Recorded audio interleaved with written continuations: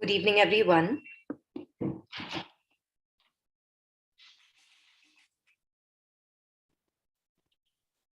Yes, can you hear me properly and can you see me properly? Am I audible?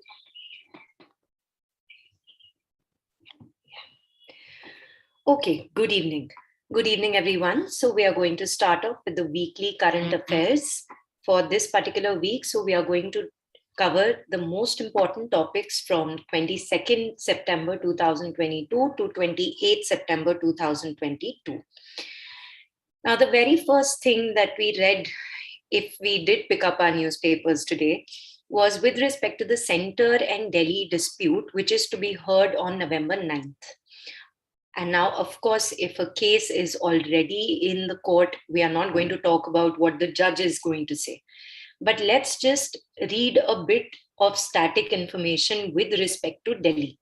So we'll read about what the constitution has to say about it. And then we will also discuss certain things which were changed in the National Capital Territory of Delhi recently. Now, the very first thing is that by virtue of the 69th Amendment Act of 1991, we came up with Article 239AA.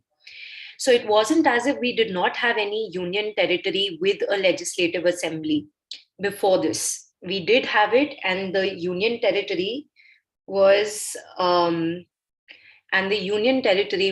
the union territory of Puducherry. It already had a legislative assembly, correct?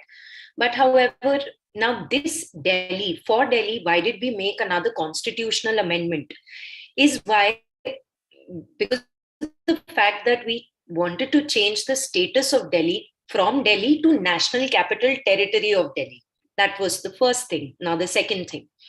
Now, people were saying then and even now that Delhi should be made into a state. So every time we get such a question in front of the government, where the government wants to think about certain things, wants to see the strength and weakness of that argument, it makes a committee.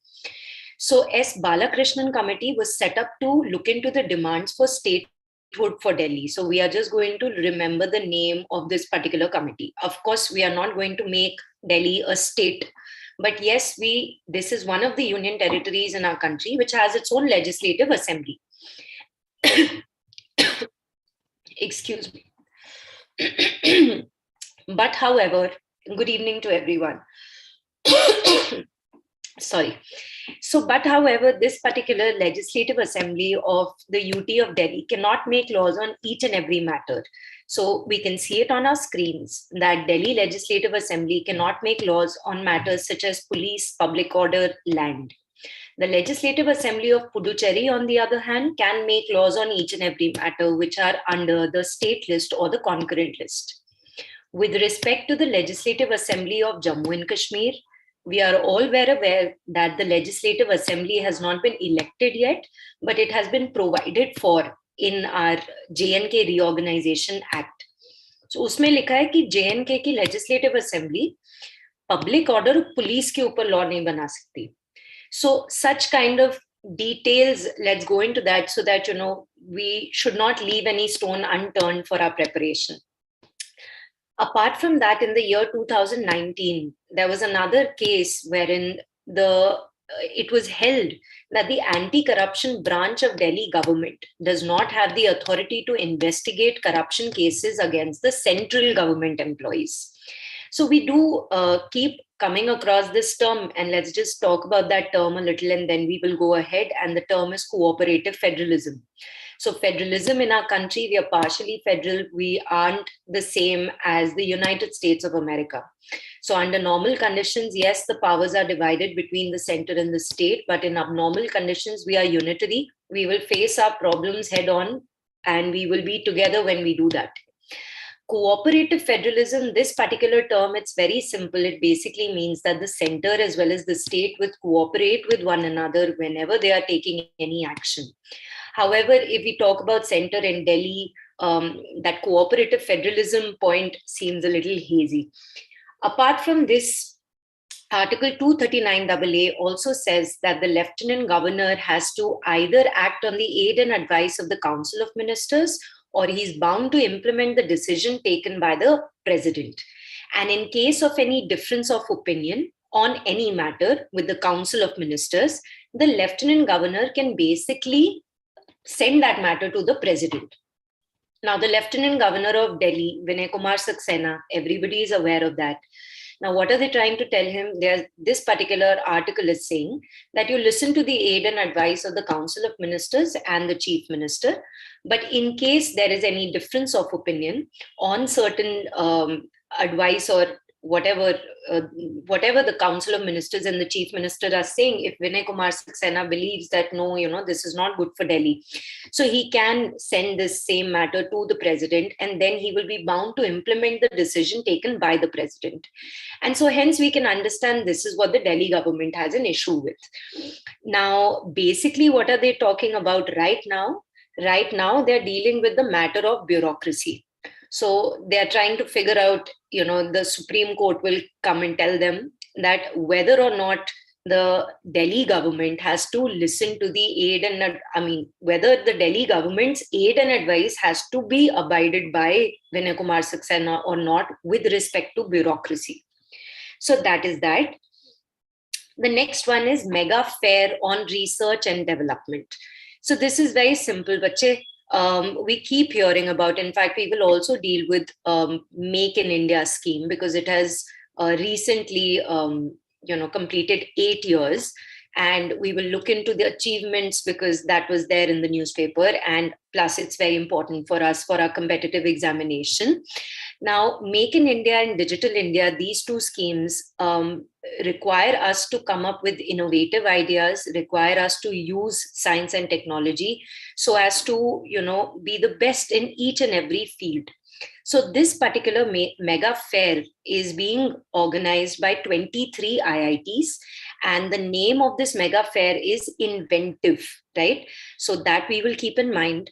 It is being organized as a part of Azadi Ka Amrit Mahotsav to commemorate 75th anniversary of Indian independence.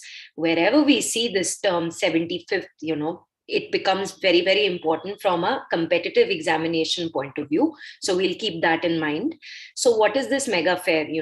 Different universities and institutions, individuals, they will come together and then they will come and tell their innovative ideas in fields such as defense, aerospace, healthcare, environment, sustainability, smart cities, infrastructure, robotics, sensors.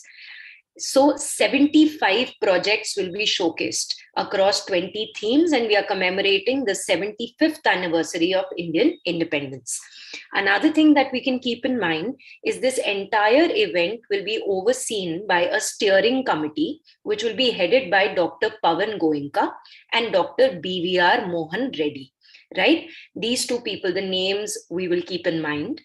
Another notable thing that we can, learn is that one of the best to nahi bolenge, but one of the nicest or the most notable projects till date with respect to this Inventive mega fair is this IIT Bombay's project, which they are going to showcase. So it is known as Bahu Bhashak.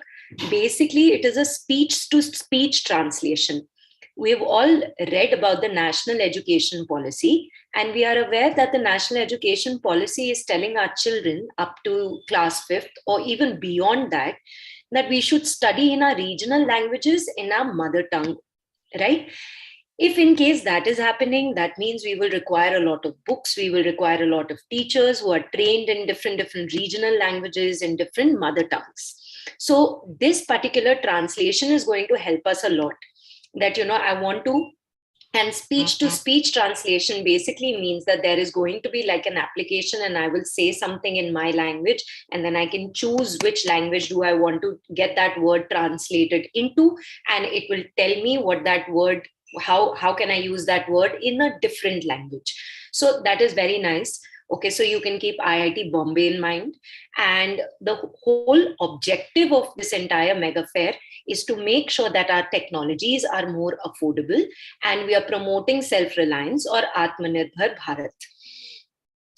The next one, bache, is your Asian Development Bank. Now, Asian Development Bank to provide $14 billion in aid for food security in Asia Pacific. So countries like Bangladesh, Cambodia, Pakistan, they are all facing a food security crisis. And so Asian Development Bank, so you must have read about a lot of international organizations. You've heard of the New Development Bank, World Bank, Asian Infrastructure Investment Fund, European Central Bank. We have all of these different organizations which help us for different purposes. If we talk about the Asian Development Bank, it's not as if the members are just from Asia. So we can read it. Bilkul end mein hamare screen pe that the members right now, there are 68 members, of which 49 are from within Asia and the Pacific, and 19 are from outside. India is a founding member, right? India was a member in 1966 itself. And it is also this bank's fourth largest shareholder, and it's its top borrower since 2010. The headquarters is in Philippines. And so now let's understand what they are doing. Very simple. So because of climate change and because of the fact that there is supply chain disruption due to the Russia-Ukraine war, there is food crisis in a lot of Asia Pacific countries. And Asian Development Bank has basically promised in its 55th annual meeting that it will give 14 billion US dollars to help these countries out so that this food crisis gets over there. So apart from that, they will give this money in certain installments. Initially, they are going to give 3.3 billion US dollars in 2022. And out of that money, some of it will be given to repurpose and strengthen existing projects in the name of agriculture, natural resources, rural development. So, for example, if a country already has any agricultural scheme wherein they're talking about increased production or they're talking about decrease in artificial fertilizers, you can utilize that money there. You can also create a new scheme for that purpose. And some of the money will also be given for microfinancing programs or for lending to financial institutions. So, जैसे कि हमारे country में, if we talk about it, we have certain things like the Regional Rural Bank, right? Regional Rural Bank, as the name suggests, it is in the rural regions and it gives money, it gives loans to people who are in rural areas. And in the rural areas, as of now, agricultural sector is where majority of the people are seen. So if we are giving money to financial institutions, they get more money and they can give more loans to such people who can utilize it in their own fields so that the food crisis does not become worse. In fact, it becomes okay. So that is what is it about the Asian Development Bank. And so, like I said, this happened because of the climate change and also because of the supply chain disruptions. So that is something that we've already dealt with. And so we can go ahead. बहुत ही ध्यान से हमने सुनना है, because again, at the end of the entire session, we are going to have two passage-based questions, and we are going to deal with them. We'll be able to do it. Just be very, very relaxed and also attentive. Now, avalanche monitoring radar. Very simple. Avalanche is basically, so if this is a slope and यहाँ पे snow है, तो वो slope से बहुत जल्दी करके spontaneously वो गिर रहा है ना? And so the Indian Army and the Defense Geoinformatics and Research Establishment. Now, Defense Geoinformatics and Research Establishment is basically a wing of DRDO. Defense Research and Development Organization. And this particular wing of DRDO, it is involved in forecasting and mitigating avalanche hazards, which are faced by the Indian Army in the Himalayan regions. So now they've come up with this basic radar, and how is this radar going to help them? Basically a proactive approach.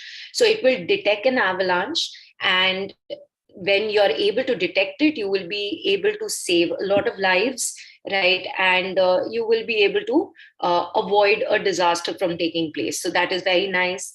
Certain static bits which are important for us. DRDO Chairman, Dr. Sameer V. Kamath, and DGRE Chairman is Dr. Pramod Kumar Satyavali. Now, what you can do as a homework is go figure out what is the motto of DRDO. So, Defense Research and Development Organization ka motto kya hai? The next one is your Swachh Vayu Sarvekshan. नाम से पता चल रहा है air pollution के बारे में बात कर रहे हैं. But this particular Swachh Vayu Sarvekshan, this is not going to talk about whether or not your air quality has become better. This is particularly dealing with the fact that is your city, is your area actually taking efforts to reduce air pollution? So this is what we are going to look at. Now, this is going to be like an award which will be given to 3 best performing cities.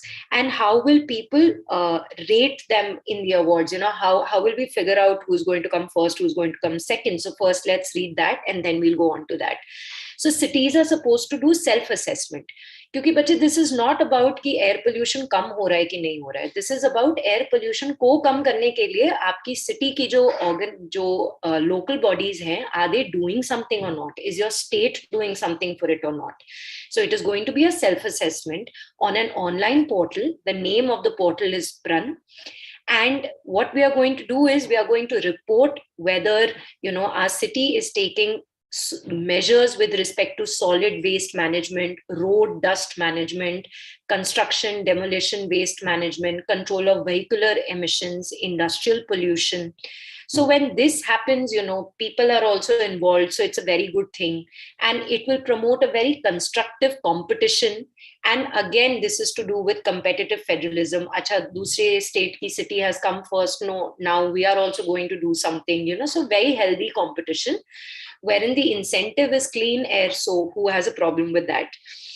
So basically your Ministry of Environment, Forest and Climate Change. बच्चे, जब भी आपकी कोई भी ministry आपके screen के ऊपर आ रही है, कहीं पे भी आप पढ़ रहे हैं, तुरंत you should know the cabinet minister. So this becomes your homework. It's an unsaid homework. The minute you know, any teacher, anywhere you read any ministry, you should know the cabinet minister. So the Ministry of Environment, Forest and Climate Change, it is going to rank 131 cities on the effort to reduce the air pollution. Previously, the city action plans were a part of NCAP. Now, NCAP is your National Clean Air Program, which was started in 2019 to reduce the air pollution up to 40% by 2025 to 26, right? And it basically aims to reduce the particulate matter, thoda thoda karke. The base year that it uses is 2017. Now, Swachh Vayu Sarvekshan Award will be given to the 3 best performing cities. And how are the categories made? The categories are made on the basis of population. So population more than 10 lakh, between 3 to 10 lakh, and less than 3 lakh.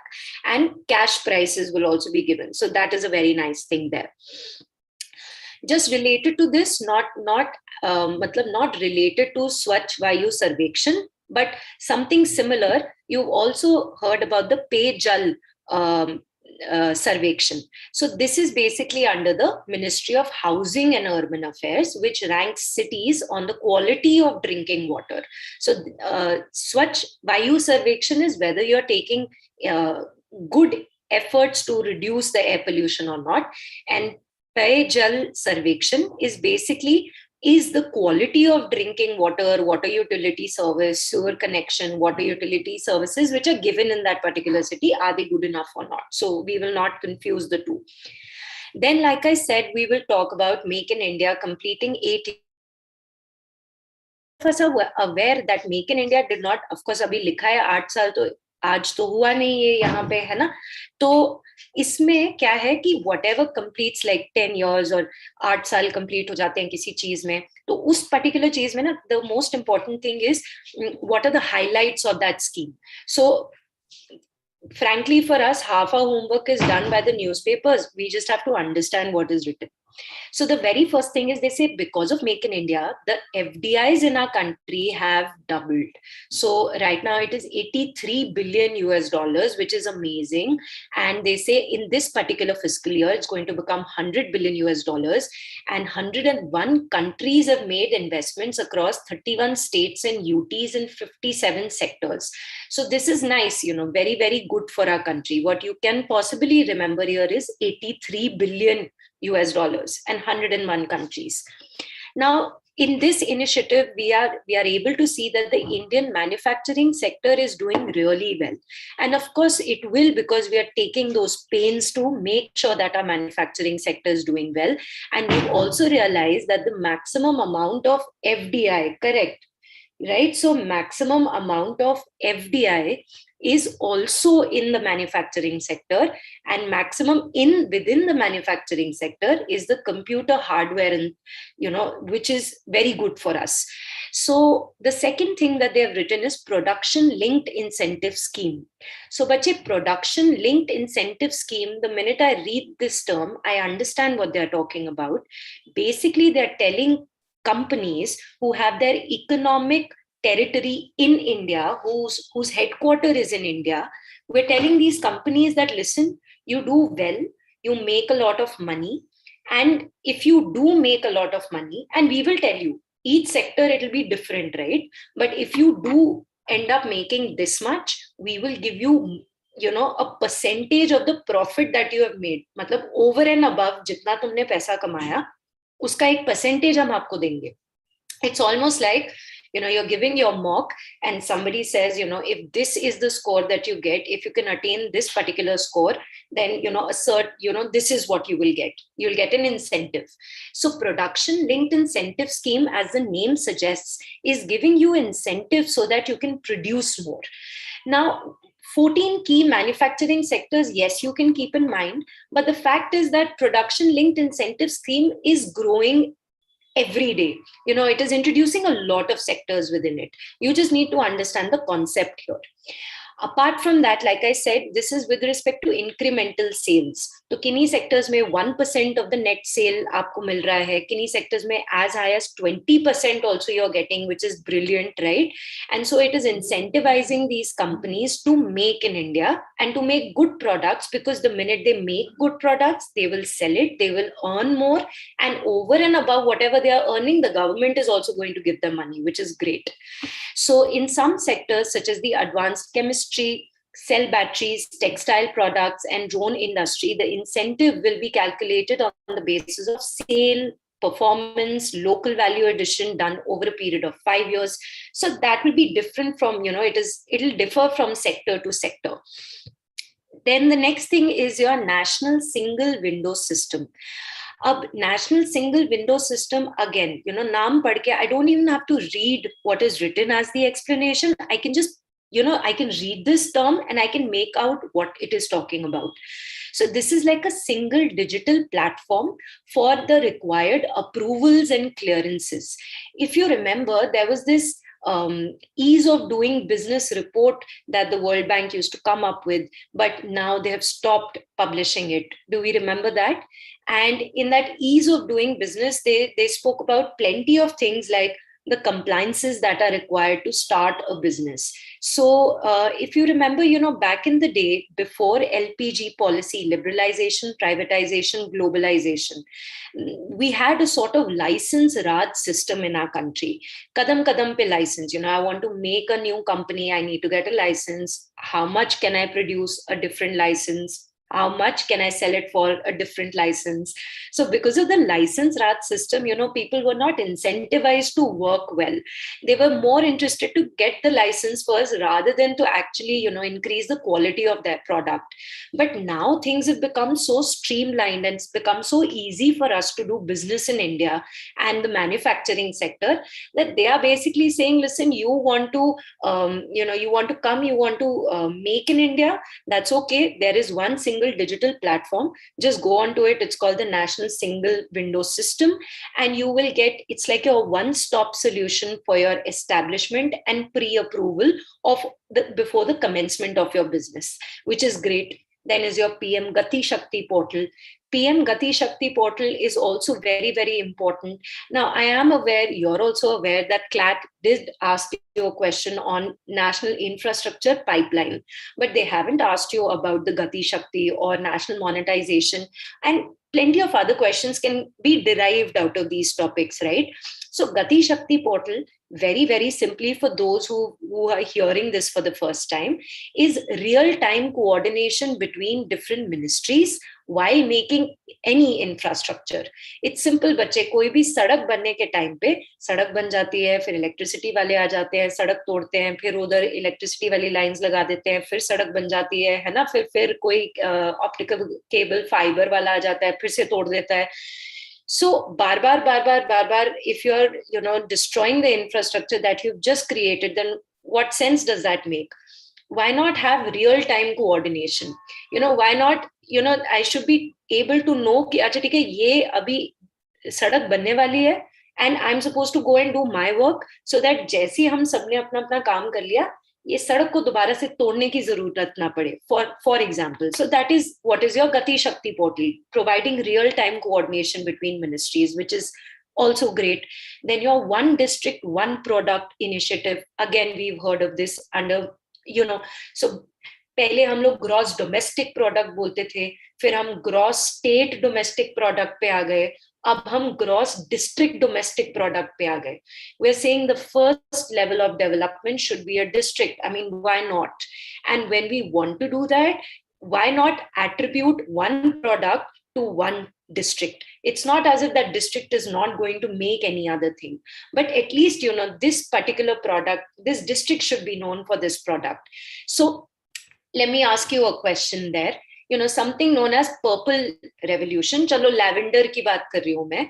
Jammu and Kashmir का एक district है which is known for the cultivation of lavender under this one district, one product initiative. Which district am I talking about?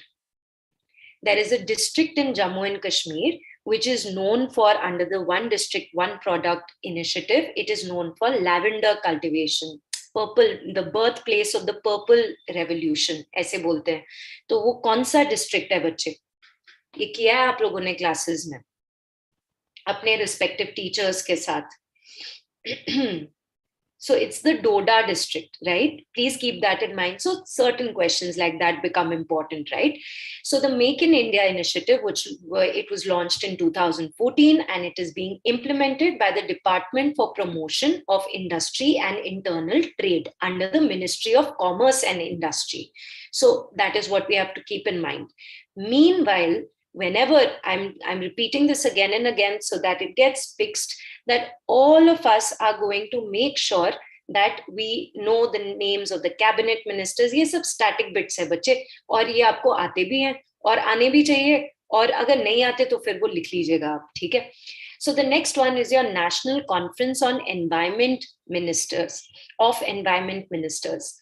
So this particular event was firstly virtually inaugurated by Prime Minister Narendra Modi. The conference was held in Ekta Nagar in Gujarat, but Prime Minister Narendra Modi basically gave like the opening speech and he inaugurated the particular event. And after which the environment ministers of all the states, they came together and they spoke about, again, cooperative federalism. Because you see, right after the COVID-19, in fact, even before that, we do realize that with respect to environment, there are no geographies. There's one earth, one sun, right? And the environment will impact everyone. So we have to work together in order to make sure that our environment does not get degraded further. And जितना हम उसको ठीक कर सकें उतना तो हमें करना चाहिए. So a 2-day event was held in Ekta Nagar, Gujarat. And the concept that they were talking about was, let's cooperate with one another and do what? So there was 6 thematic sessions with topics focusing on what all. So the first thing that they spoke about was the LIFE initiative. Now, LIFE initiative is the lifestyle for the environment. In very, very simple language, we need to change our lifestyle. We need to make better choices. We need to give up the throwaway culture, the consumerism culture, and we need to adopt circular economy so that we are able to achieve the goals that are set by our country. The fact that by 2070, we want net zero carbon emissions, we have to start today for that. And that cannot just happen from the government's side. It also needs to include all of us. It has to be a lifestyle that needs to be changed.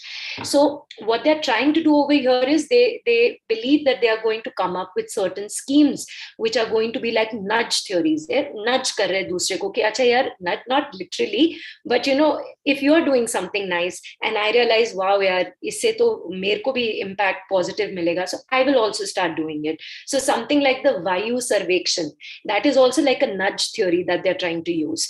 Apart from that, yes, LIFE was launched on June 5th, 2022, on the occasion of World Environment Day. We need to know the theme, Only One Earth. And that particular thing is basically that we have to come together and we have to fight this climate change, right? So the next thing that they are talking about is Parivesh. Now, what is Parivesh? So Parivesh is a proactive response facilitation by interactive and virtuous environment single window hub. Ab ye hai kya? It's basically one portal where I can get my environmental clearances. Now, environmental clearances from whom? From the Ministry of Environment, Ministry of Forest, Wildlife, coastal regulation, obviously Ministry of Environment, Climate Change and Forest is one ministry, but there are a lot of departments in it. So particularly from each and every department, I will get these clearances so that, there is a sort of vigilance on the projects that I'm undertaking. They are able to see whether, whether or not my project, whatever I'm trying to do, is it going to harm the environment? Is it going to harm the forest, the wildlife? Coastal regulation zone clearances will also be given on this particular platform. B, it makes my job very easy. Again, ease of doing business, mere liye bhi ho jayega. Theek hai ji?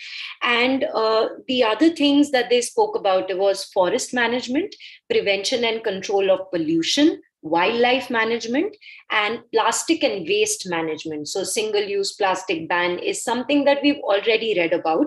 Monitoring agency is your Central Pollution Control Board. So they just came together and they realized, okay, this is what we need to do. And now, we need to cooperate with one another while we do this. So that's your National Conference on Environment Ministers. Ma'am, no audio. She's very much audible. All right, Hasika, I think you can change your connection and you can try this again, because bache, if this would have been an issue from my end, everybody would have been facing the problem. So aap ek baar internet apna change karke dekh lijiye. Now the next thing is Operation Megh Chakra. Now Operation Megh Chakra is something very similar to Operation Carbon, which the Central Bureau of Investigation had undertaken last year. Now, what are they talking about in Operation Megh Chakra? They realized, they were told by the Interpol. Now, Interpol is international police, and the agency which is basically coordinating with Interpol in India is CBI. So they told us that, there are a lot of people, and by people, I mean people who are from India, who are indulging in, transferring and creating child sexual abuse materials online. So this is what CBI launched, this Operation Megh Chakra, and they conducted searches in 56 locations all across our country. And they picked up a lot of people whom they thought that, they are a part of this online, I don't even have a word to say, pathetic nonsense, right? So child sexual abuse material, whatever is there online, whoever is indulging in all of this, absolutely wrong. That's what the laws say, and they're being picked up. So that is a good thing. What we have to keep in mind is the name of this operation, Operation Megh Chakra, right? And the second thing is that there were a lot of states where they went. So it's not possible for you to learn each and every state, right?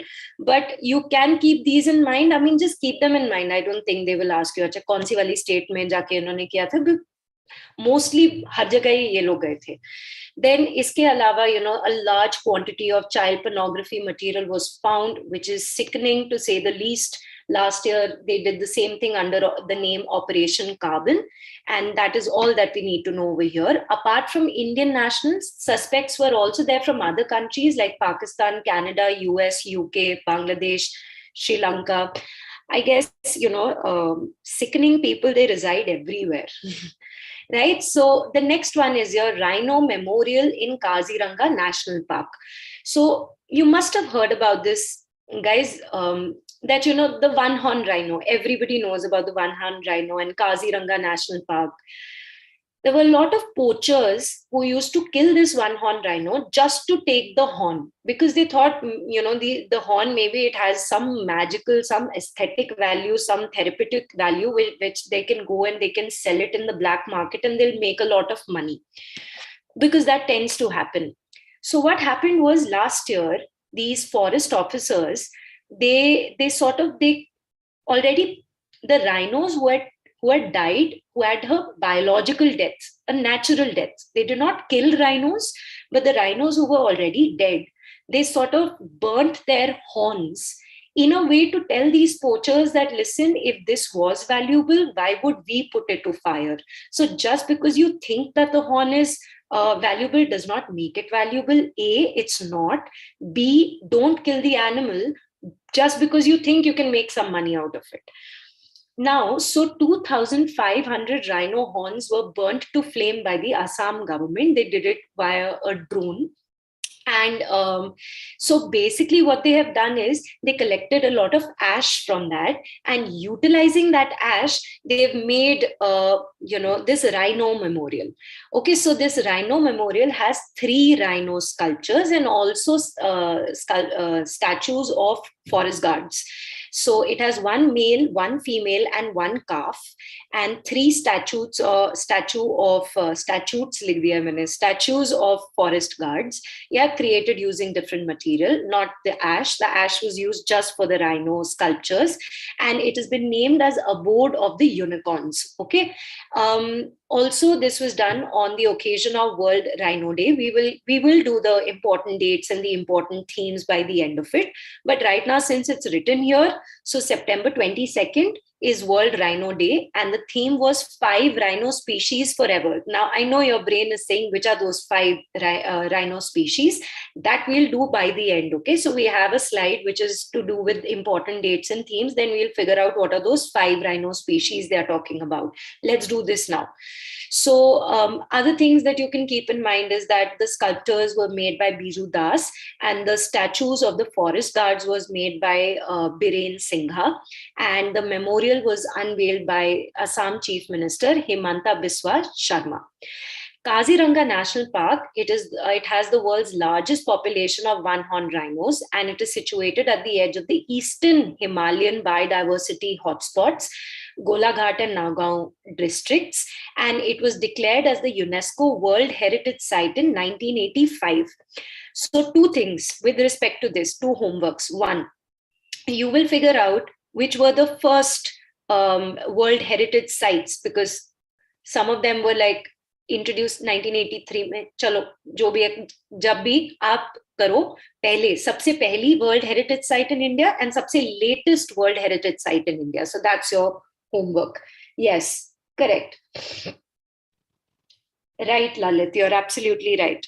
Okay, ji. So this is your State of Rhino report. Okay, so this is released by the International Rhino Foundation, which basically said that the one-horned rhinos population in India, Nepal, and Bhutan, it has seen an increase, while the population of the rhinos of Africa, Indonesia, they fell or they saw a very slight rise. So that is something that you can keep in mind, that the population of rhino in India, Nepal, and Bhutan has increased. Africa, Indonesia has decreased. Who has said this? An organization called the International Rhino Foundation, and it prepares a report called the State of Rhino Report 2022.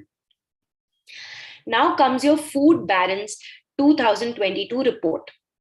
Now, this particular report has been released ahead of the Committee on World Food Security. We will understand what is the Committee on World Food Security in just a bit. First, let's focus on this particular report.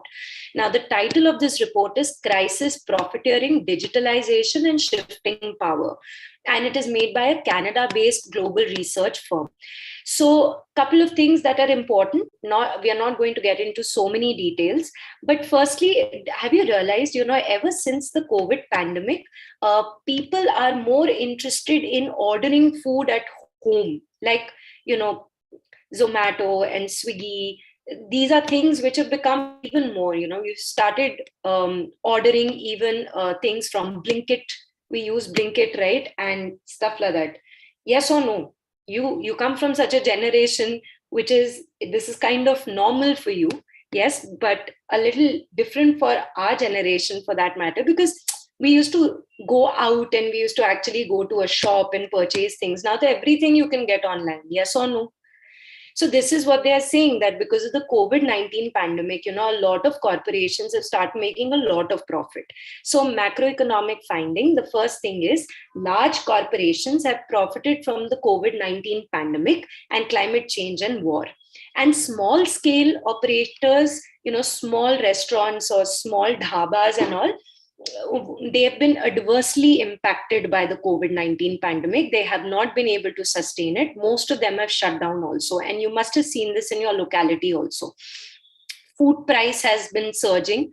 Also because these delivery partners, they put so much charges. Have you realized, going and purchasing a dish from a restaurant vis-a-vis ordering it online, when it comes to your place, and I do understand that there are delivery charges and that does make sense, but the difference is quite a lot. Yes or no?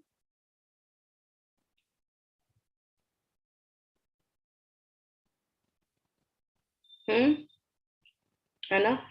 Okay, what about the rest of us? I want everybody to answer, bache, right? And yeah, so that's true, right? So basically, that is exactly what they said. And food delivery sector, they say the top three performers are Chinese food platform and UK food platform, and US may Uber Eats. Even Swiggy and Zomato are a part of these top 10 companies which are making a lot of money. The second thing that they're talking about is the fact that these delivery workers are not treated very well. So what happens is, I don't know whether you read about it or not, but there was a case with a Zomato worker wherein, a girl put false allegations upon him, and he was, thankfully later on we realized that, that was not really true, and the guy was not put behind the bars. And also just because of the fact that we want our food on time, or 30 minutes of free wala cheez ho jata hai, they drive very rashly, and they get injured very badly. Now, all of us are aware of the fact that vicarious liability type ki cheez hoti hai, yes or no? Obviously, you do. But however, these Swiggy and Zomato riders are not considered to be under the hire plus fire plus direction plus control, basically the employer-employee relationship. There is no vicarious liability over there because they're termed as independent contractors. And दूसरा term जो इनके लिए use किया जाता है is gig workers. And so gig and platform workers, we'll just see the difference between the two. But this particular report says that, there are no particular labor laws made in country with respect to gig workers and platform workers. For that, yes, they are sort of correct, but yes, there is an Indian legislation that defines, clearly gives the definition of who is a gig worker, who is a platform worker, and also gives this responsibility to the central government to make schemes for them. We'll just do that in a second. Actually, let's do that first. So gig workers, Indian law. So we have something called the Code of Social Security 2020. Now, which defines who's a gig worker and who's a platform worker. Now, platform worker, as the name suggests, is any person who's working by virtue of a online platform. So, for example, any person who's working for Zomato or they are working for Swiggy, they will be termed as platform workers because they are working by virtue, they're getting this job by virtue of an online platform. Now, in case I am a rider for a restaurant, but that restaurant does not have an online application, but my job is pretty much the same. I just have to deliver food to people's house. So, and I'm not with that restaurant all throughout the day. The restaurant says कि ठीक है हमने अभी शुरू किया है काम, अगर कोई delivery होगा आपको call कर लेंगे, आप आ जाना. और ऐसे ही मैंने किया हुआ है काम 2-3 रेस्टोरेंट्स के साथ. I am working and they are telling me that you don't have to come and sit here the entire day. The minute we do have a delivery, we'll give you a call. If you're around, you can take it. So there I'm a gig worker. A gig worker is somebody who's outside the traditional employer-employee arrangement. You know, as in when that person will get some work, that person can do it. Otherwise, there's no 9 to 5 ka job for a gig worker. Okay? So this particular law says that the central government should make social security schemes for gig workers and platform workers with respect to their life, disability cover, insurance for their accidental insurance cover, health and maternity benefits, old age protection, crèche, or any other benefits. And they're saying that, you know, the gig workers and the platform workers under this particular act should get themselves registered. And who will do that?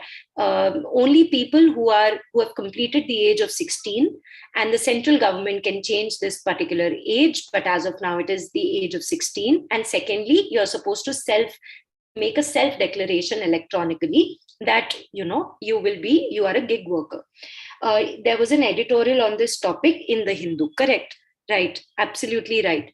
Okay, so gig workers and platform workers are clear, right? So the fact that it says New York became the first city to pass a law to regulate food delivery sector, mandating minimum pay and social security for gig workers, we can say that our laws define it. It gives the responsibility to the central government, but that's all, you know, it has to go beyond that.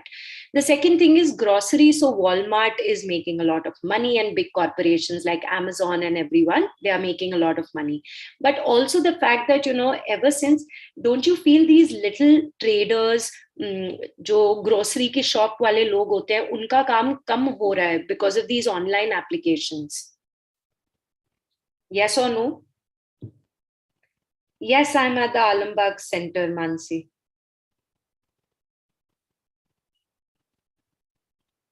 है ना? Because of all of this, ये जो online applications हैं, कितने लोगों का job, you know, there'll be a crisis soon for them, and they have to look at alternative sources of employment also, because now people, it's so comfortable to you can just go to Big Basket and get all your ration, don't really have to even step out.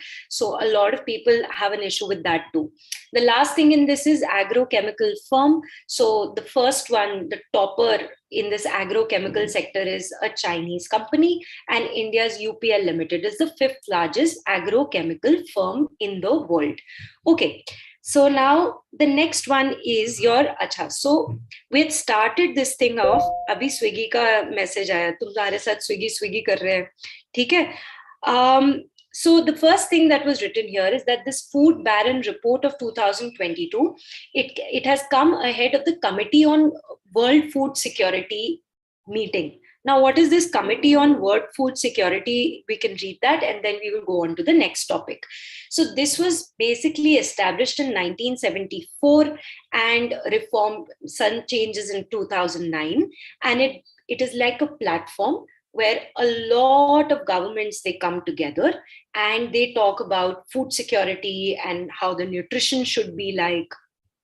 Now, it holds an annual session every October in Food and Agricultural Organization. It is a UN-based agency. We all are aware of that, in Rome.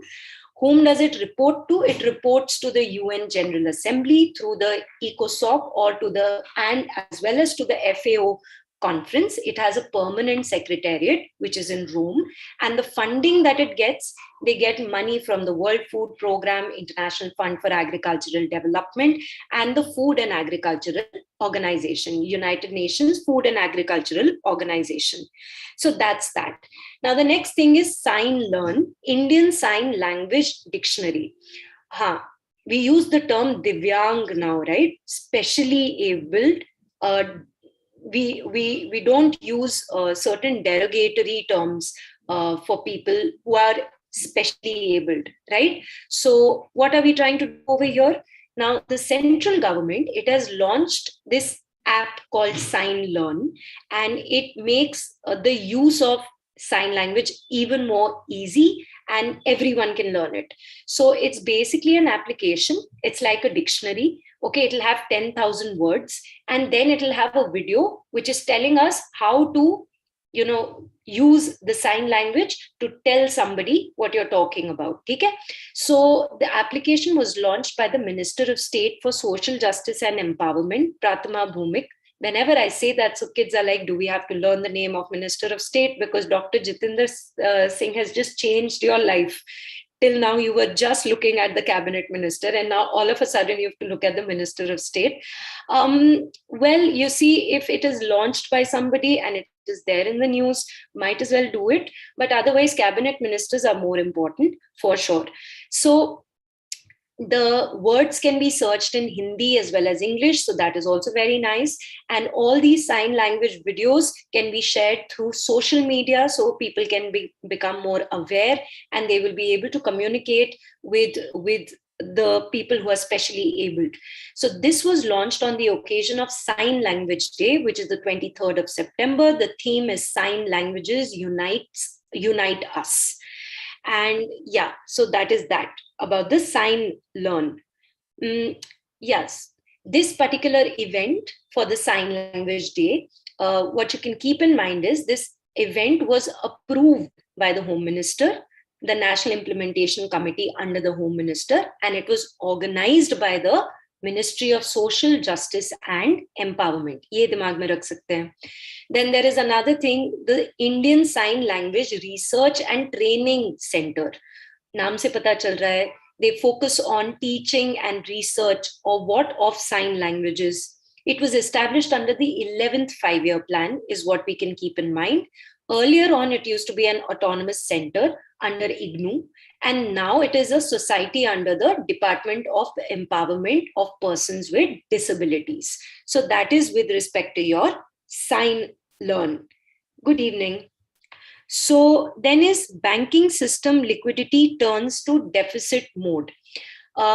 Everybody is aware of the fact that a bank can go and take a loan from the Reserve Bank of India, correct? But however, Reserve Bank of India is the lender of the last resort for banks. It's like when each and every other option is, it has ended, is when you go to the Reserve Bank of India. So now this term deficit mode, what does this mean?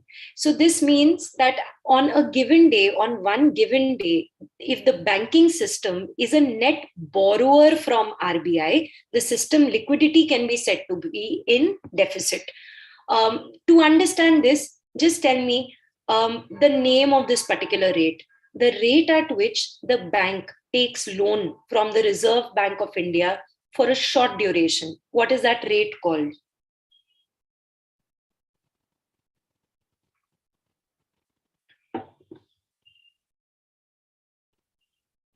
बाकी सारे के सारे भी try करो बच्चे. Bank जब एक short term duration के लिए लोन लेता है रिजर्व बैंक ऑफ इंडिया से, वो जब पैसा वापस दे रहा है, it is called the repo rate. Everybody is correct. So अब what will be deficit then? That means it is taking a lot of loan. As simple as that. Okay, it's a net borrower. Acha, the rate at which the Reserve Bank of India pays back the bank due to a short-term loan, what is that called then? Repo rate mein to the bank is paying back RBI. When RBI is giving money to the bank, what is that known as?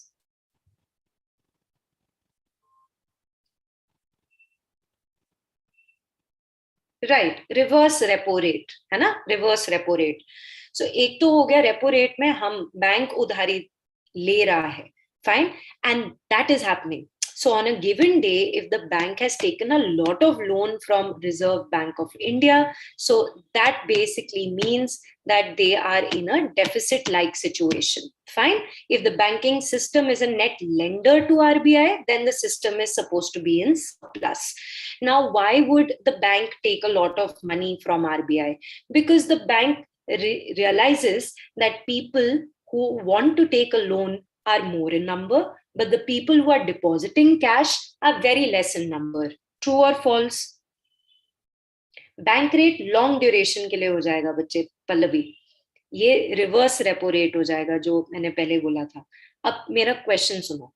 मैं कह रही हूं that if the bank has to take a lot of loan from the Reserve Bank of India, that means the bank does not have enough money. A.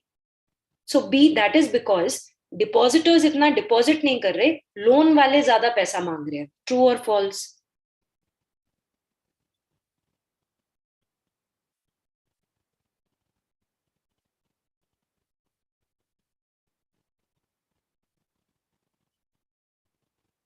Right. Okay. So this is exactly what is happening now. Why won't people deposit money? They are not depositing money because of the fact that advance tax flow ho raha hai. So let's understand what that means basically. You have to give me a second. So sorry. Yes. Okay. Now, like I said, that the bank is taking a lot of loan from the Reserve Bank of India. And that is because people are asking for a lot of loan, but people are depositing less, but asking for more loan, which is why bank is taking a lot of money from RBI. Now, why are these people depositing less is because there are three types of things with respect to tax. बहुत ही simple सी बात. एक तो हो जाता है tax deducted at source. So when my company is paying me, let's say whatever is my salary, rupees X, it deducts a little portion of that rupees X and deposits it with the government of India. So अगर मुझे let's say 20,000 rupees मिल रहे हैं, तो 2,000 rupees for example के तौर पे 2,000 rupees मेरे नाम पे सरकार को मिल रहा है, हाथ में मेरे 18,000 आ रहे हैं. That is called tax deducted at source. Then you are obviously supposed to give your taxes, upon the end of your financial year. But sometimes some people are making a lot of money. So the government says, don't wait till the end of the financial year. You know how much you're going to pay as taxes, or you have a very, very vague idea. So what you can do is you pay now. Pay a little bit right now, which can also be termed as an advance tax. ठीक है. अब ये depositor है, पर depositor को अगर advance tax government को देना है तो उसकी पॉकेट में कम पैसा रह जाएगा. That means he will deposit less in the bank. Yes और no?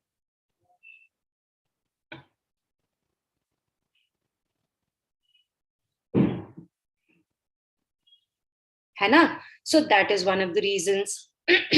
Secondly, what is happening these days? The rupee is weakening. When we say the rupee is weakening, that basically means that the demand of Indian national rupee is very, very less. If the demand for Indian national rupee is really less, then we say that the rupee is depreciating. Whenever the rupee weakens, RBI sells dollars.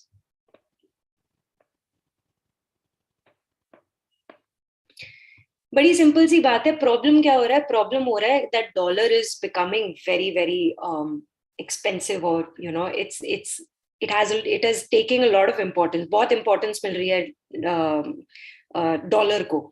अब उसकी importance खत्म कैसे करें? मतलब if you all want this particular pen, the value of this pen increases.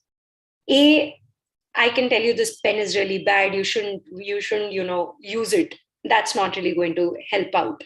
So if the problem is that the demand of this pen is increasing and I want to reduce the price, will I increase the supply of this pen or not?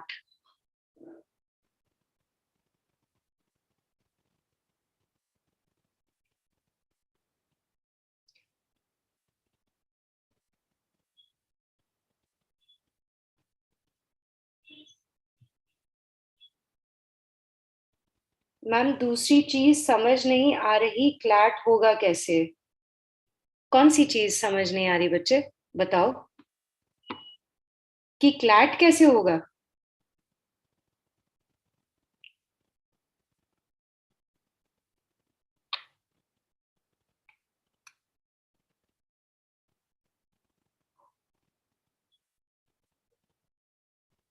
ठीक है. The rest of us, you can tell me, ma'am GK खत्म ही नहीं हो रही. अभी तो GK के लिए देखो, बात सुनो, जो भी आप लोगों ने जिस तरीके से प्रिपेयर किया है, जो आपके सोर्सेज हैं, जो आपके मेंटर्स हैं, वो वैसे ही रखो. ठीक है.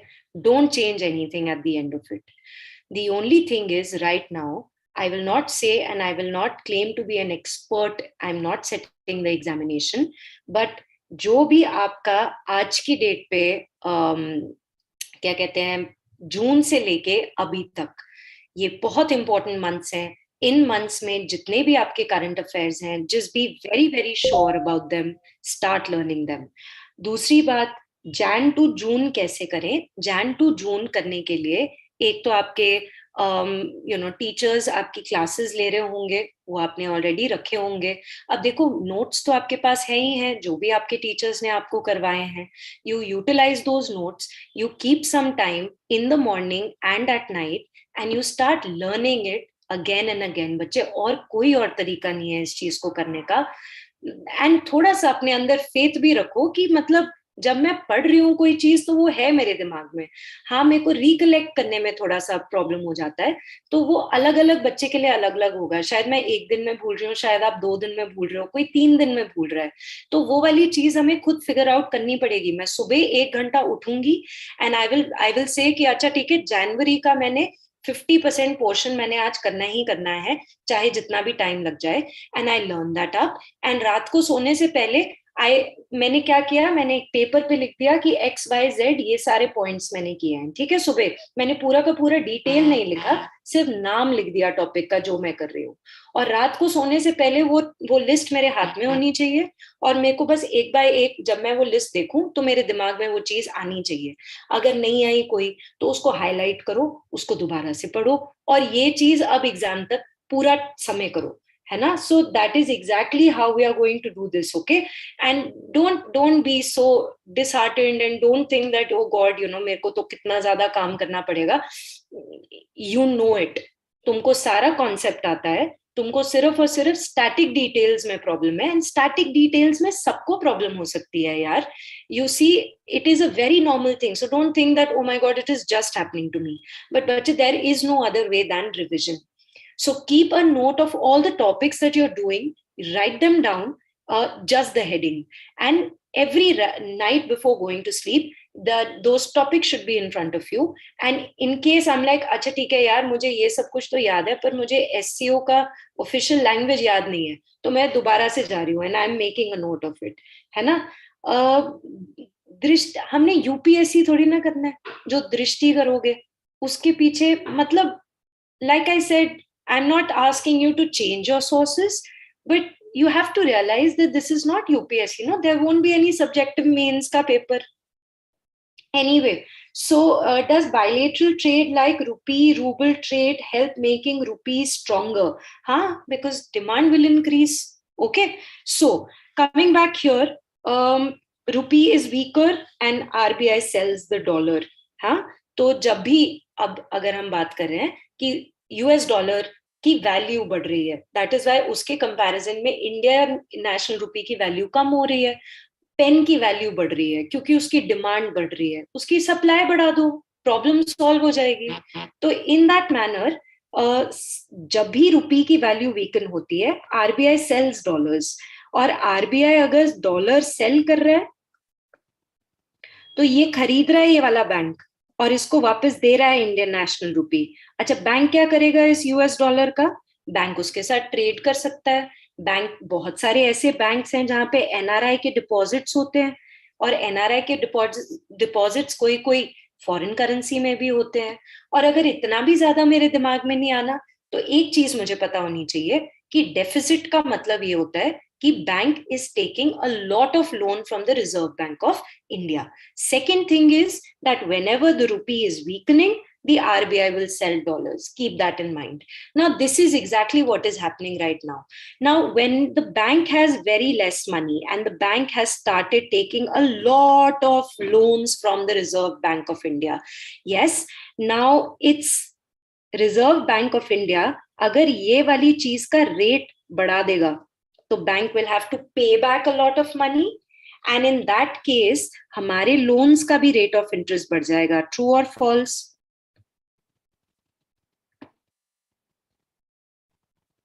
Why does RBI spend foreign exchange reserve to control rupee depreciation? See, it's all about comparison, Lalit. The problem is that isn't forex reserve important for us?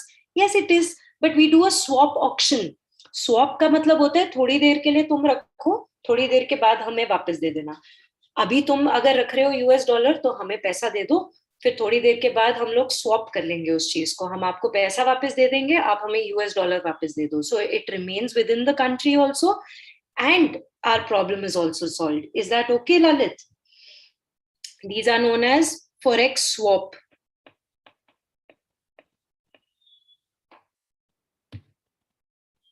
They are not going away from us. ठीक है, तो अब यही चीज हो गई हमारी banking system liquidity. बड़ी सिंपल सी बात है, लोन बहुत ले जा रहे हैं, ठीक है, और कौन ले रहा है? बैंक ले रहा है. अब क्यों कर रहा है? अभी बात किया, deficit is caused because of increased bank credit. बहुत लोगों को लोन लेना है. एडवांस टैक्स पेमेंट, मेरी पॉकेट में पैसा ही नहीं है, मैंने सरकार को दे दिया तो मैं बैंक को क्या दूंगी. इंटरवेंशन बाय आरबीआई, वो अपना कुछ भी कर रहा है रुपी की वैल्यू को स्ट्रॉन्ग बनाने के लिए. So those are the reasons why this is happening. In case it keeps happening, then for a normal person like me, taking a loan will become very, very expensive. Fine. Now, the next thing is very, very important, very exceptionally important. This is palm oil. Okay, so we'll do it very thoroughly because the first ever meeting of your Asian Palm Oil Alliance has taken place. But let's keep this aside. Let's first understand what is palm oil and why is it so much in news. So currently, this is the world's most consumed vegetable oil. There are two types of oils that can be produced from the oil palm trees. One is crude palm oil, which is by squeezing the fleshy fruit, or the palm kernel oil, which is by crushing the stone. These palm trees, they were native to Africa. Okay, they were native to Africa, but they were brought to other countries. And now Indonesia and Malaysia, they make up more than 85 to 90% of the global supply. There are other countries also that are supplying palm oil, but majority market is with Indonesia and Malaysia. Now, palm oil kahan pe use hota hai? Kehte it is nearly in most of the things, 50% of the packaged products that we find in the supermarkets, everything from pizza, your donuts, chocolates, deodorants, shampoo, toothpaste, lipstick, you name it, it's there. It is also used for animal feed and also as a biofuel, right? And apart from being versatile, it is also very, very efficient crop. Now, why do we call it an efficient crop? Because let's read the second paragraph. We are going to read it all, but let's read it in a way that makes sense to us. तो बोला बड़ा efficient crop है. Efficient क्यों है? कहते globally palm oil supplies 40% of the world's vegetable oil demand on just 6% of the land used to produce it. तो कम जमीन पे ज्यादा प्रोडक्शन हो रही है as compared to any other oil. So that is very good for us, right? Although there is a controversy related to it, we'll just get to that. So because of the fact that it is, very good for health and it is very good otherwise because it requires less production area and more productivity, that is why we are indulging in this. Now, the top consumers of the commodity are India, China, European Union, and we are importing a lot of edible oil, right? Around most of it is coming from Indonesia and Malaysia. And the largest importers of palm oil in Asia, we are largest importer. हमारे बाद में कौन आ जाता है? China, then Pakistan, Bangladesh. India, China, Pakistan, Bangladesh. So that is the decreasing order of the importers of edible palm oil. Now, correct. So let's read about what is the issue then. फिर तो बहुत बढ़िया चीज है. बढ़िया इसलिए नहीं है क्योंकि इतनी ज्यादा प्रोडक्टिविटी आ रही है तो फार्मर इज लाइक और पेड़ काटो और ज्यादा इसकी प्रोडक्शन करते हैं. So it is a major driver of deforestation. It is destroying the habitat of a lot of species, but that is not the, I mean, it is not because the tree, the palm oil is the one to be blamed. It is the person who is doing that deforestation is the one to be blamed, right? And endangered species ka destroy kar raha hai, habitat, of course, deforestation. Then it is also contributing to climate change. Carbon rich peat soil. Peat soil is basically made from organic matter का decomposition के बाद, है ना. And child labour हो रहा है, exploitation of workers हो रहा है. So those are the things that are a little problematic areas, but you see this sort of happens in a lot of cases. Okay, now let's come to the Asian Palm Oil Alliance, and then we will talk about the National Mission for Edible Oils, जो हमारा mission है. तो अब the Asian Palm Oil Alliance has brought together the apex edible oil industry associations from India, Pakistan, Sri Lanka, Bangladesh, and Nepal, and who has been elected as the first chair director of this particular organization is Atul Chaturvedi. We'll keep that in mind. Okay. Now, this newly formed alliance, it would protect the economy and the business interest of palm oil importing countries. कि हम सारे के सारे इतना import कर रहे हैं, इससे अच्छा चलो एक तो alliance भी हम लोग बना लेंगे, और दूसरा we will also, make sure that we are also producing a lot of palm oil instead of just importing it from other countries.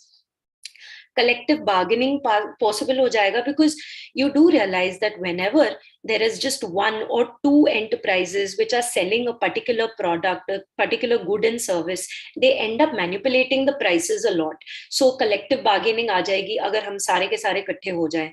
And we also have to tell people that palm oil ka koi, there is no negative impact. It's just the people are misusing the the land, and they are doing deforestation and all. So Asia currently accounts for 40% of the global palm oil consumption. The alliance is expected to be further expanded to include major producers also. So that will also be very, very nice. Like Indonesia, Malaysia, Thailand ko bhi hum log involve karenge. So the next meeting is supposed to be in Indonesia. Your homework is ye wali meeting kahan pe hui, hai na? India mein hui, kahan pe hui? You will figure that out. So largest palm oil importer in Asia wali baat humne, acha maine likha hua hai, sorry. So this is it held its general body meeting on the sidelines of the Globe Oil Summit, okay, which happened in Agra.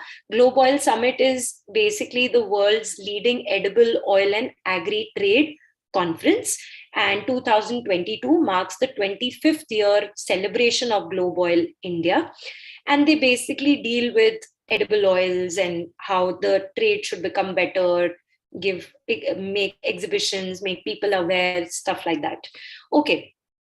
Apart from that, apart from that, National Mission on Edible Oil Palm. Yes, there are controversial views with respect to, is it good for health, not good for health? There was an entire problem that took place with respect to oil palm, and people were like, no, this is not good for health at all. And then there is another study that says it is very, very good for health. So yeah, correct. So National Mission on Edible Oils, Oil Palm. So this is what we introduced. Okay, this was back in, so let's understand what this is. So Andhra Pradesh, Telangana, and Kerala are the major oil palm growing states, and they account for 98% of the total production. All right. So, but we realized that there were certain problems. जैसे कि एक MSP होता है, minimum support price. A farmer would much rather sow such a crop upon which he knows that he's going to get this much money, like 100% usko itna paisa milne wala hai, rather than actually dealing with such a crop where he doesn't even know how much money is he going to make. So what used to happen before was, there is something known as the crude palm oil. जैसे crude palm oil internationally kitne daam pe bik raha hai, uske accordingly farmers used to get money when they used to extract palm oil in India. So there was no Indian per se organization who used to come and tell these farmers कि भाई इतने दाम पे आपने बेचना है, वो international market के basis पे बेच रहे थे. The prices were fixed that way, and because of which sometimes it was really less, sometimes it was really a lot, and farmers were like, you know, there is no incentive. इससे अच्छा तो हम लोग वो चीज बनाएं जहाँ पे हमें guaranteed इतना पैसा मिल रहा है. ठीक है. So अब ये चीज हमने ठीक करनी थी. दूसरी बात, the northeast and Andaman and Nicobar Islands, these areas, the climate is such, the environment is such, the soil condition is such, which is very, very conducive for oil palm, right? So this particular national mission was majorly focusing on the northeast and Andaman and Nicobar Islands. So now this scheme was made in 2021, and it is a centrally sponsored scheme. Focus is on Andaman and Nicobar and the Northeast. I've already spoken about that. And the best part is that this scheme is now saying you no longer need to, fix the price in accordance with the international prices because they are fluctuating. You fix your prices according to what data we are providing you. So there is a price that you will 100% get. जैसे minimum support price होता है, ऐसे palm oil के लिए the government said that the price that you will get is called viability price. Viability price कैसे वो देख रहे हैं? It is going to be an average of the CPO price only, the crude palm oil price, international price, but it's going to be a little stable. And the farmers know it beforehand, before sowing this, that yes, we are going to get so much money. So they get a little more incentivized to grow this. Since we are using so much of it, might as well grow it locally, vocal for local, right? So that is what this is. Now, I think we are done with the edible oil and we can go ahead. So the next one is Quad Inc.'s the Humanitarian Assistance Disaster Relief. The countries with respect to Quad, they come together. We also know it that, the Quad was basically made during the backdrop was the tsunami crisis that happened. And so primarily this is exactly what we made this particular alliance for, was that we should do a lot of coordination exercises during disasters. And so that is exactly what we have done now. We have made these guidelines for humanitarian assistance and disaster relief. And the foreign ministers, they got together and they did this in the Tokyo summit on May 24, 2022. And now finally, they've made the guidelines pertaining to the same. So, which is a good thing. They're talking about the disasters that may happen in the Indo-Pacific region and how they will help people. And how will we help them? We will never interfere with their sovereignty, their territorial integrity, and their national unity. We are not going to do that, okay? So, also, they spoke about alliances in STEM degrees, science, technology, engineering, mathematics. So that set aside, I mean, that's a different deal altogether. And the next foreign ministers meeting will be held in 2023 and it'll be hosted by Australia. So that is your Quad. Now, the next thing is plant-based meat products. So, veganism is so much in vogue that now people, they are becoming very, very conscious. They don't want to eat animal meat. And so hence, the companies are, जो भी demand होता है उस हिसाब से supply हो जाता है. So they are making plant-based meat products. And what is the news for us? That India has exported its first contingent of plant-based meat product, which is great for us. Another market has opened up. So which particular organization has facilitated this? The organization is the Agricultural and Processed Food Product Export Development Authority, APIDA. Now, what is this particular organization? आप ये इसका full form से आपको पता चल रहा है that they are a governmental body which are basically promoting export trade. Okay, and so they are dealing with a lot of agricultural and value-added food products which we can sell off in the global market and make a lot of money basically. So this comes under the Ministry of Commerce and Industry. What is important for us is APIDA. We've already dealt with that. And where is this being exported to? So this is being exported from Gujarat to California. And vegan food, people are really, I mean, it's quite a fad these days. So we are going to make a lot of money out of it. Plus, they say it is rich, it has rich fiber, high nutrient content, less cholesterol levels. So that's a good thing. And since we are getting so conscious about our health, and this was exported by Greenest Foods and Wholesome Foods together from Gujarat to California. So that is something that we can keep in mind. APIDA ka chairman, we can keep in mind the name. Let's go ahead. The next one is Shrestha Gujarat Project. Now, what is Shrestha Gujarat Project? Now, this is this is the money is being given by the World Bank, not the entire amount. This project, which is the systems reform endeavor for transformed health achievements, systems reform endeavors for transformed health achievement. So this particular project requires 500 million. 350 million US dollars are being provided by the International Bank of Reconstruction and Development, with which they say, for the first 5.5 years, you do not need to pay anything. And maturity period is 18 saal. So that's good enough for us. And the rest of the money will be provided by the state. Now, what will they use this money for? So things like giving primary healthcare services to adolescent girls in the state, disease surveillance system capability, so that we can know कि अच्छा कौन सा type का disease हो रहा है, कौन से areas में, and we can take proactive approach steps.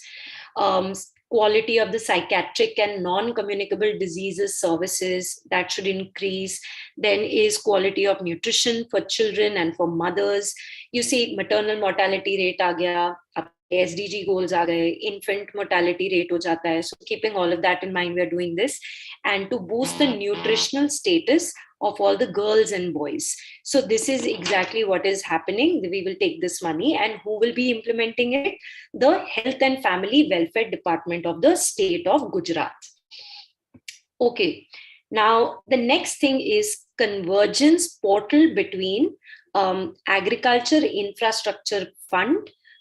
Then comes your Prime Minister's Pradhan Mantri Micro Food Enterprises Upgradation Scheme and Pradhan Mantri Kisan Sampad Yojana.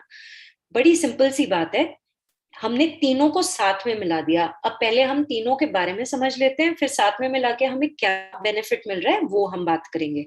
So Agricultural Infrastructure Fund, the name suggests that this is a fund which is going to be used to create infrastructure for agriculture. Simple as that, right? And what kind of agricultural infrastructure are we talking about? Like cold storage facilities, post-harvest management infrastructure, community farm assets that we need to make. So anyone who needs to make all of this, they can get a loan and they can get an interest subvention. मतलब अगर loan बाकियों के लिए 7% है, आपके लिए 3% पे हम दे रहे हैं, 4% पे हम दे रहे हैं, -3%. So 7 - 3, 4% पे दे रहे हैं. क्यों दे रहे हैं? क्योंकि आप पोस्ट हार्वेस्ट लॉसेस को ठीक करने के लिए इंफ्रास्ट्रक्चर क्रिएट कर रहे हैं, which is a good thing, right? It will lead to rural development. It will be very, very nice for our agriculturist farmers also. So 1 lakh crore rupees have already been put in this fund. So thoda thoda karke from 2020 to 21 till 2025 to 26, and it will be given as an interest subvention scheme कि bank को ठीक है हम दे देते हैं पैसा, आपको rate of interest कम पे मिल जाएगा. आपने करना क्या है? This is basically to be given to people who are taking medium to long term debt.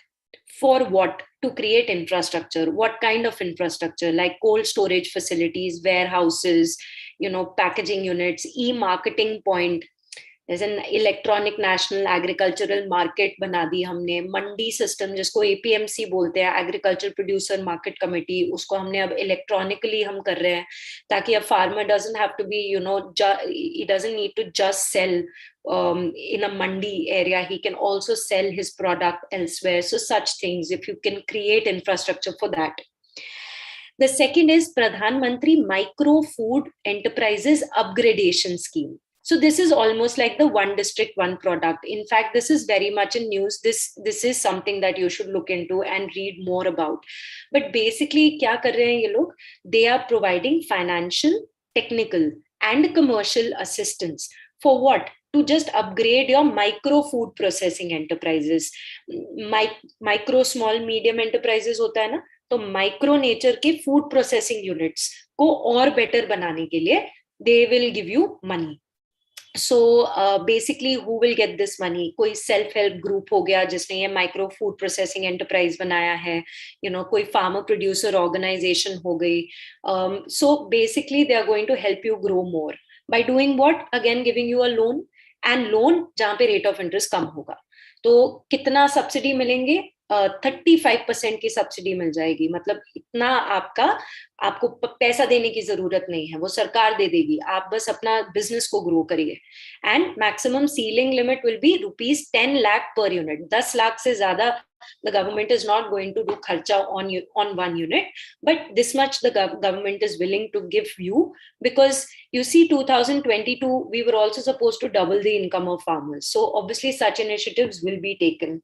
Are these schemes funded by National Bank for Financing Infrastructure and Development? As you said, that schemes are basically for infrastructural development.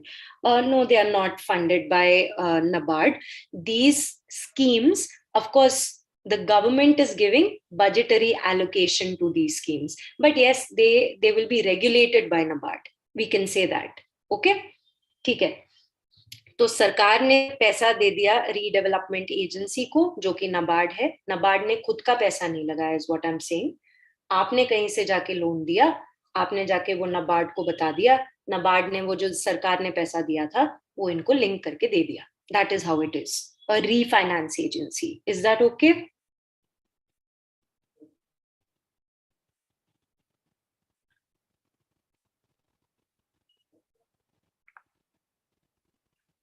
Okay.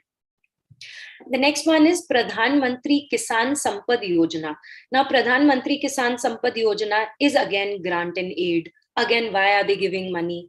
To create mega food parks. बड़े-बड़े food parks बना दिए, cold chain facility better कर दी, food safety, quality assurance के लिए कोई infrastructure आप बना रहे हो.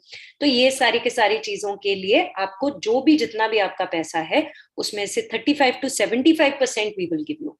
Now we are linking all of them together. When I link all of them together, how will that help me? So basically, under the Pradhan Mantri Micro Food Enterprises Upgradation Scheme, I was anyway getting like a subsidy of 35%. Now when it is linked with the Agriculture Infrastructure Fund, तो over and above that मेरे को 3% और incentive मिल रहा है. Is that okay? So we are just combining the incentives, because at the end of the day, what are they trying to do? One is trying to create a better infrastructure for their micro food processing industry. One is trying to provide post-harvest management infrastructure.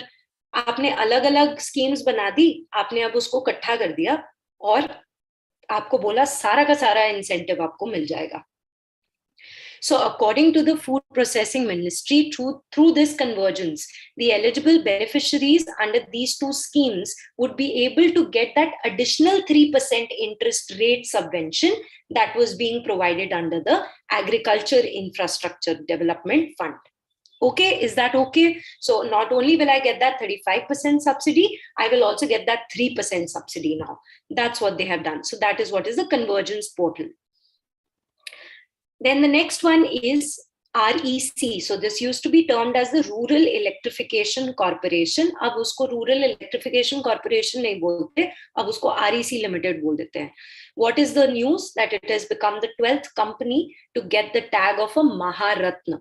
Now, Maharatna is something like, you must have heard of Central Public Sector Enterprises. Okay, so Central Public Sector Enterprises under the Ministry of Heavy Industry, if they do really well, there are certain tags that they get. So if you're doing decently well, तो आप Mini Ratna बन जाते हैं, फिर Nav Ratna बन जाते हैं, फिर Maharatna बन जाते हैं. So those are the tags that you get. And what is the फायदा of becoming a Maharatna? So basically you get more power, you get more you can take more loans, you can make better financial decisions in terms of you want to invest in some other company, you can invest. Yes, of course, I mean, you can't just invest every single पैसा that you have, otherwise अगर वो दूसरी company डूब जाए तो तुम्हारी company भी डूब जाएगी. तो बोला ठीक है, एक प्रोजेक्ट में 5,000 करोड़ से ज्यादा नहीं, एंड यू नो जितनी भी तुम्हारी नेटवर्थ है उसका 15%, हाँ ठीक है, तुम इक्विटी इन्वेस्टमेंट कर सकते हो, you can purchase shares, so you can make more money basically. What is this REC doing? You know, what is the purpose of this REC? What does it do? So it's a non-banking finance corporation. Okay, non-banking finance company or non-banking finance corporation. It gives financial aid to state electricity boards, to state government, center or state utilities, independent power producers, rural electric cooperatives, and private sector utilities. कर क्या रहा है? ऐसी कोई ऐसी कोई agencies that are providing electricity और dealing with generating electricity और डिस्ट्रीब्यूटिंग इलेक्ट्रिसिटी, ये उनको लोन दे रहा है. ठीक है, अब जब ये उनको लोन दे रहा है और खुद इसने बहुत पैसे कमा लिए हैं और खुद अब वो और कंपनीज में भी जाके इन्वेस्ट वगैरह कर सकता है, तो ये और पैसा कमाएगा. When this particular corporation will make more money, it will be able to give more money. If it will be able to give more money, it is increasing my capacity as a state electricity board to further provide better services to my customers. Is that okay, everyone? Are we understanding this? अगर मेरे पास ज्यादा पैसा आ रहा है as an NBFC और मेरा काम क्या है, लोन देना, तो मैंने जब लोन दिया ना एक इंडिपेंडेंट पावर प्रोड्यूसर को, तो उसकी क्षमता, उसकी capacity to generate electricity to give better services और इंक्रीज हो गई. So that is what is happening over here. Are we understanding this? Everyone who is online? Yes, no? I hope we are getting whatever we are doing. ठीक है, इसके अलावा the central public sector enterprises, they are basically, like I just said, categorized into Mini Ratna, Navratna, Maharatna, like that. On the basis of what? On the basis of their turnover, their net worth, and their profit. But quickly we'll talk about it. But turnover is my sale. Okay, if I am selling 100 of these pens, and you know one pen is for 10 rupees, so I'm making 1,000 rupees. That's my sale. But यार मैंने कुछ पैसा लगाया भी तो होगा ये pen को खरीदने के लिए, तो वो जब मैं माइनस करती हूँ तो मेरा प्रॉफिट आ जाता है. Did we get the difference? Yes. So वो वाली चीज, तो नेटवर्थ अलग चीज हो जाती है, नेट प्रॉफिट अलग हो जाता है. फिर नेटवर्थ के अंदर एसेट्स भी आ जाते हैं. अच्छा, ये घर मेरे नाम पे है तो मेरा एसेट हो गया, मुझे लोन किसी का वापस देना है तो मेरी लायबिलिटी हो गई. सो ये अलग अलग तरीके से कैटेगराइजेशंस हैं. We don't have to go so much into that. ठीक है, so this is your REC. Now comes your, we are getting to the end, don't worry, I know it is coming to your mind, and we are getting to the end. We'll do our question because bache we have to do the entire week, you know. I realized पहले मैं ज्यादा ही सुन रही थी, कुछ बच्चे बोल रहे थे जल्दी कर दो खत्म, पर यार आप लोग जल्दी जल्दी करके देख लो, जैसे करके देखना है देख लो. मेरा काम तो पूरा हफ्ते का है ना, so it has to take time, otherwise I will not be able to do justice to it, and I require and I need those ranks, right? So to do that थोड़ा सा तो करना पड़ेगा, but otherwise we are going to get to the end of it. So Sri Lanka's inflation spikes to 70.2%. बस इतना ही हमने करना है. बहुत ज्यादा इन्फ्लेशन हो रही है वहां पे. It is behind Zimbabwe, Venezuela and Turkey. That's how the name has changed. But food you know the inflation, food inflation नहीं, पूरा का पूरा ही इन्फ्लेशन बहुत है. Did you read about this? Did you read about this fact that Zimbabwe, खुद ही बोल दिया वैसे, but Zimbabwe started giving these gold coins in order to control inflation? पढ़ा आप लोगों ने इसके बारे में? ये भी इसी ईयर में हुआ है. नहीं पढ़ा है तो पढ़ लीजिएगा, please read about it. Okay, right, okay, great, पढ़ा है. हाँ जी. So now this is Indian nutrition rating, FSSAI. This is Food Safety and Standards Authority of India. They've told most of the packaging people कि देखो आप जो भी packaging पे लिखते हो, you have to tell people whether this is nutritious, whether this is not nutritious.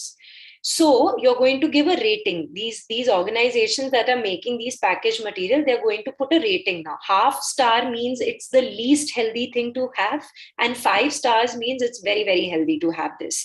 And this will be on the basis of contribution of energy, saturated fat, total sugar, sodium, positive nutrients per 100 gram of solid food and 100 ml of liquid food. Okay, and the star rating will be right next to the name or the brand name on the front of the pack, so that I can see the pack, I can see those stars, and if I want to let go of it, I will. Certain things have been exempted from it. For example, milk-based products, eggs, infant formula, vegetable oil, fat, fresh, frozen, fruit, vegetables, meat, fish, salads, sandwich spreads, alcoholic beverages, carbonated beverages without any energy or sugar. So these are all exempted, right? बस यही हमें बताए ये चीज कि हाँ ठीक है, is this good enough for me to have or not? Some people say no, yeah, this will give a false positive connotation and make it difficult to identify harmful products, because on what basis will they put like half a star or 1 star or whatever? And so they say Chile में ये चीज होती है कि एक stop का sign लगा देते हैं कुछ पैकेजिंग मटेरियल्स के ऊपर कि just don't pick it up only because it's really, really bad. So people are saying let's do that, but that's not really happening. Now, FSSAI, this comes under the Ministry of Health and Family Welfare, and that is what we need to know. There was actually a controversy whether these ratings are a true indicator of food quality or not. Pretty correct. In past, these countries distributed a lot of money to depreciate their currency. Yeah, because then the exports will become cheaper and hence their balance of trade will improve, right? Okay. फिर आ गया आपका export promotion council for medical devices. बस एक council बना दिया medical devices को, जो हमने एक्सपोर्ट करना है उसको थोड़ा सा बेटर करने के लिए, उसकी क्वालिटी को थोड़ा सा बेटर करने के लिए. So these headquarters are in Yamuna expressway industrial development authority, greater Noida, Uttar Pradesh, and regional offices will be in Vizag, Visakhapatnam and Hyderabad. Okay, so they'll be set up Andhra Pradesh wala by 2023 and Telangana wala by 2025. Whom will it come under? The Department of Pharmaceuticals, which is a part of Ministry of Commerce and Industry. करेंगे क्या ये लोग? What will this export promotion council do? As the name suggests, it will make certain guidelines and take certain initiatives to make sure that the export of medical devices from India, they are promoted well and we make a lot of money and we become a part of a huge market. This is the last one. Okay, so 300 in Wipro fired for moonlighting. Moonlighting is basically that I have a full-time job, but I want to make more money. So I'm also doing someone else's job, like outsourcing just some job. So for example, I'm with CLAT Possible right now, but alongside this, let's say, I'm also taking certain other lectures pertaining to law. So there can be a direct conflict of interest. Or I'm working with CLAT Possible, but I'm also doing content creation for some online magazine. So not a direct conflict of interest, but however, obviously, there is only so much that a person can do. So if I'm doing these two different things, when I say that I'm a full-time employee, this is termed as moonlighting. So 300 people have been fired for this particular thing. In our country, under the Factories Act of 1948, dual employment is banned, but the IT sector is exempt from this rule. And there is no specific statute pertaining to moonlighting in our country. So that is all. So there are also important dates and themes. Quickly we'll get to that, and just two slides and then the passages. So 22nd September, Rose Day, a welfare for cancer patients. A very little chota bacha, 12-year-old Melinda Rose of Canada, and she was given a very employees who were working for competitors, exactly. So, she did not give hope. She was to survive for a very short duration, but because of the fact that she did not give up hope, she, I think 6 months, she prolonged her lifespan just through her courage. And so to commemorate that, we celebrate this as Rose Day or Welfare of Cancer Patients. So like I said, World Rhino Day, 5 rhino species forever. These are the rhino species we were talking about. International Day of Sign Languages is something we already spoke about. Sign Learn करके जो app था उसके बारे में बात किया. World Pharmacists Day. So Pharmacy United in Action for Healthier World. This is 25th September. Antyodaya Divas is I'm going to help the very last person, like every single person will be helped. So that is your Antyodaya Divas, 25th September. 26th September is World Contraception Day to make people aware of contraception methods. 26th September is World Environment Health Day. The theme is strengthening environmental health system for the implementation of sustainable development goals. 26th September, it's usually the 4th Sunday of September. This time it is the 26th. It's called the World Rivers Day. Theme is the importance of rivers to biodiversity. 27th is World Tourism Day, rethinking tourism. World Rabies Day, 1 Health, 0 Death, 28th September. And 28th September for International Day for Universal Access to Information. Artificial intelligence, e-governance, and access to information. Now, genuinely, this is it. Just the passages are left. Quickly, we will do it. We will write down our answers. We'll discuss the answer, and then we will do whatever we feel like doing.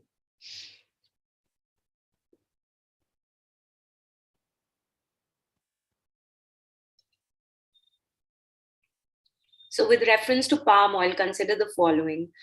Native to Southeast Asia, palm oil is a raw material for some industries. Come on, जितने बच्चे हैं, सही होगा, गलत होगा, पढ़ो और लिखो. Palm oil is a raw material for some industries producing lipstick perfumes. Palm oil can be used to produce biodiesel. Which of the following given above are correct?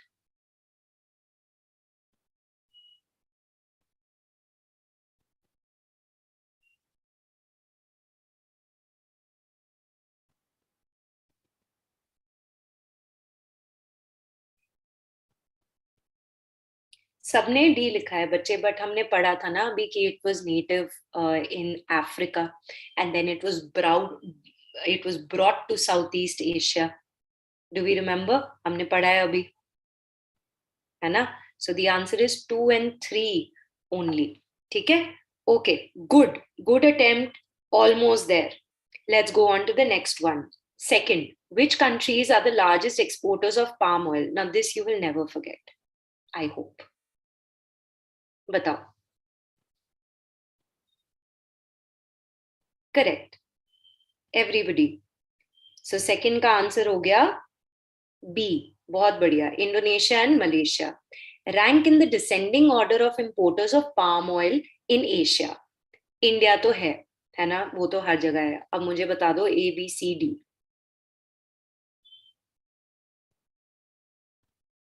Wow, B and D is like just the same. My bad.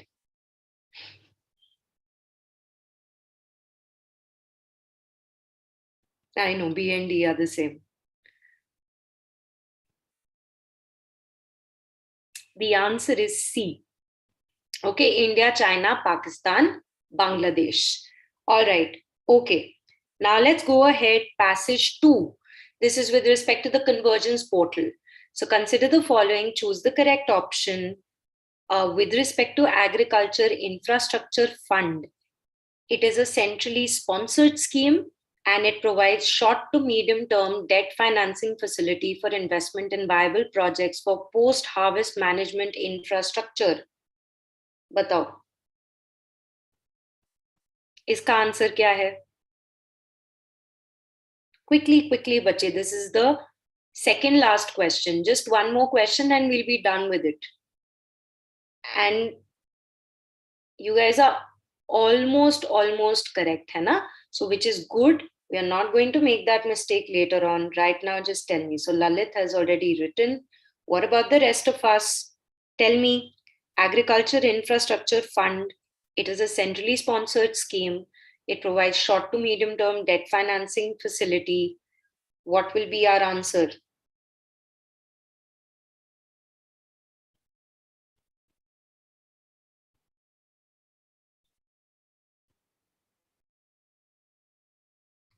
ठीक है बच्चे, इसका answer none of the above है. Agriculture Infrastructure Fund is not a centrally sponsored scheme. It is a central scheme. That's one. Secondly, if you remember, we said it was medium to long-term debt facility, not short to medium-term debt facility. Short-term loan लेते ही नहीं है हम infrastructure के लिए, है ना?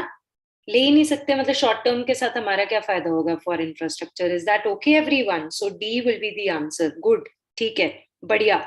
Last question for the day, and then enjoy whatever is left of today.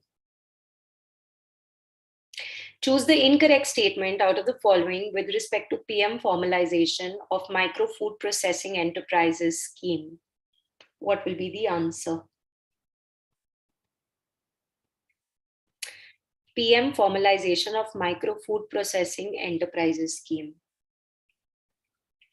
Come on, come on, come on, come on. You can do it. It's so easy. Just read the name of the scheme and then read whatever it is. Right, Lalit. Scheme का नाम पढ़ो और देखो क्या ये ministry of agriculture and farmer welfare होएगा कि ministry of food processing industry होगा.